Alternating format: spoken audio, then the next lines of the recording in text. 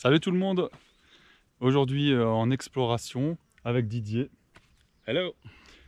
Alias l'érudit, alias le keuf aussi. Bon voilà, il va être mon guide aujourd'hui pour visiter les fortifications françaises. On n'est pas loin de la bataille du Linge. Sur quel site? Le camp Morlière. Voilà, le camp Morlière, qui était un point fortifié où il y a pas mal de béton et français, voilà, pour une fois, de beaux ouvrages.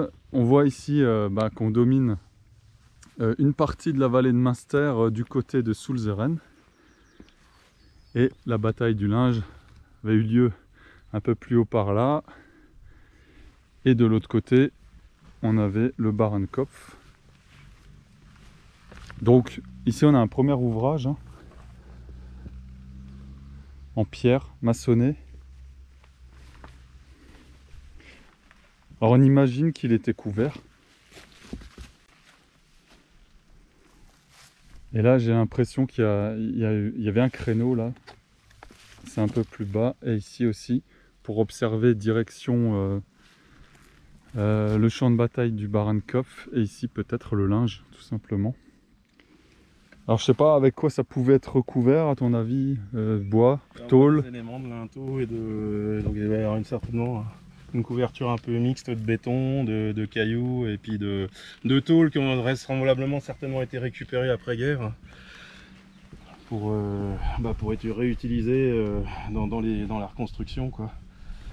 Et donc il reste surtout l'infrastructure en béton qui est plutôt bien conservée, donc ça a quand même un beau boulot, quoi. Ouais, on va aller voir un peu plus loin parce qu'on a des abris souterrains. Alors le site, on avait énormément de tranchées là dans le coin. D'ailleurs on voit encore que c'est complètement morcelé le paysage, avec ces tranchées, ces chicanes. Là-bas on voit qu'il y a des murs.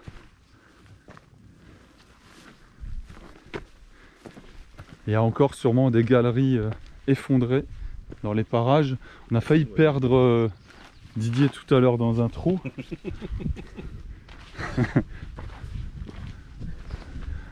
Ah, là aussi on a on a quelque chose là, non? Ah, mais ça fait, oui, mais alors on a deux crêtes rocheuses dans le coin. Je vais vous montrer ça sur carte. Deux crêtes rocheuses où il y avait donc ces fortifications françaises.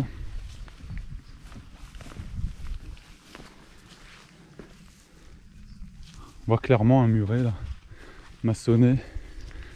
Là où tu te trouves, ça devait être aussi un ouvrage. Là, on voit bien le trou là. Tu vois clairement là-bas nettement.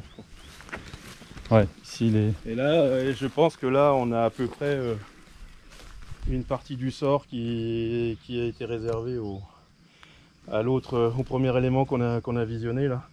Là, mais il est encore bien comblé, donc je pense qu'il y avait moins d'intérêt à récupérer les choses là-dedans. On voit d'ailleurs du béton armé, mais à base de câbles, de choses. Et donc en ça, là, ce béton armé ici, il a quand même des particularités sympas. Là, on va le voir juste après, là, en dessous. Il y a des divers matériaux comme du grillage qui ont été utilisés.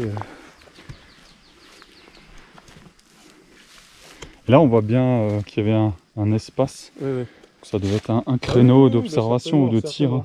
Et tout a été arasé après la guerre. Marrant ça, Oui, cette façon de... un petit recoin là en biseau. Et ça se trouve, les constructions se sont superposées sans logique. Enfin sans logique, du moins là on voit qu'il y a un angle là qui est assez aberrant entre deux constructions en fait.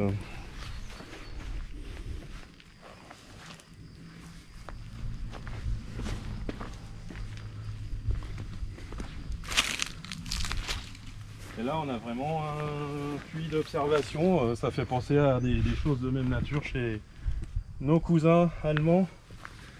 Ah ouais. Donc là on a un beau puits, je pense que ça devait quand même servir à mettre quelque chose. Alors je sais plus si on peut rejoindre ici par l'autre côté. Derrière toi. Ouais, l'autre entrée là-bas. On va juste voir le point de vue là, parce qu'ils pouvaient observer tout le secteur.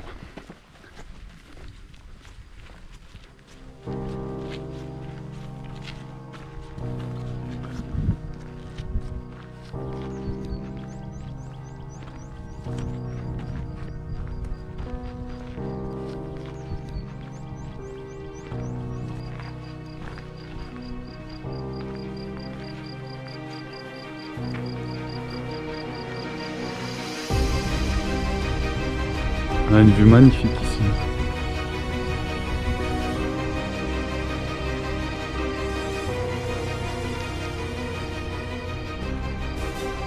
Il y a également une vue magnifique sur toute la ligne allemande qui doit être bien visible, hein. Celle qui redescend à travers les prés là jusqu'à... Ouais, là ça descend dans les prés jusqu'au Rodberg. Et là on a le Kleinkopf par là-bas. Et sur cette crête, un peu plus par là, ça doit être le Bahrenkopf. Où on voit sur les anciennes cartes de 1918 l'état du front. Et on voit une belle pointe française qui a tenté de prendre le sommet. Puis si on regarde bien là, on voit que le terrain est complètement éclaté par les trous d'obus et par les tranchées. Donc là, vers là-bas, ça a cogné très dur hein, du côté du Bahrenkopf. Et tu vois la courtine derrière. Tu distingues la courtine derrière justement. La courtine, ouais. Donc on avait un point de vue vraiment général hein, ici sur tous les angles de la ligne de front là. Allez, on va aller voir cet abri souterrain.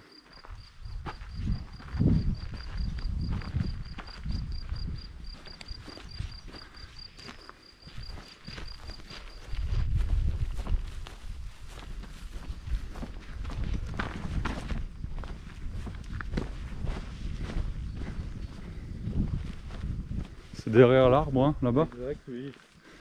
Comme souvent, on a de beaux arbres qui ont poussé en plein milieu des entrées. Ouais.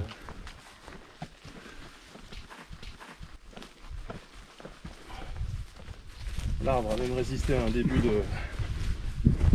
de dégradation. Enfin, les trois d'ailleurs. Allez, on y va.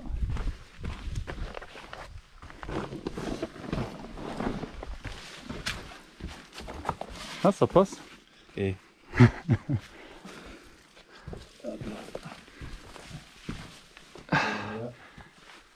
là, bah, du beau béton français. Et oui.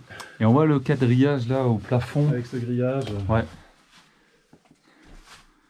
Donc là, il devait y avoir les planches de coffrage. Oui. Ils posaient directement le ferraillage ou le grillage, là, comme ici. Et après, ils coulaient le béton, qui reste quand même assez grossier. On le voit là, sur les côtés, sur les murs, que c'est du gros ballast hein, qui a été utilisé. Ça fait une belle pièce.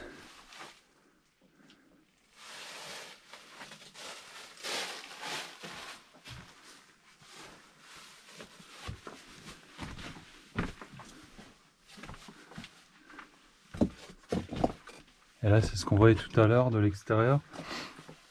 Vous pouvez remonter sur ce point d'observation. Wow.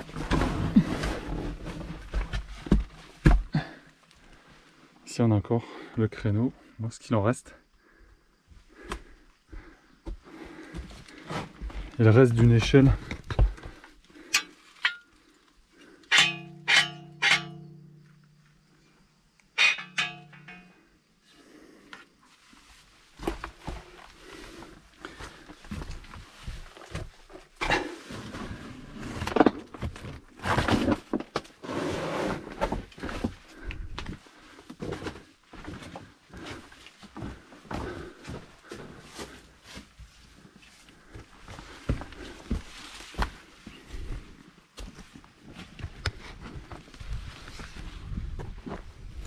Bon bah voilà pour cette petite exploration du côté français du front de la Première Guerre mondiale dans le massif des Vosges.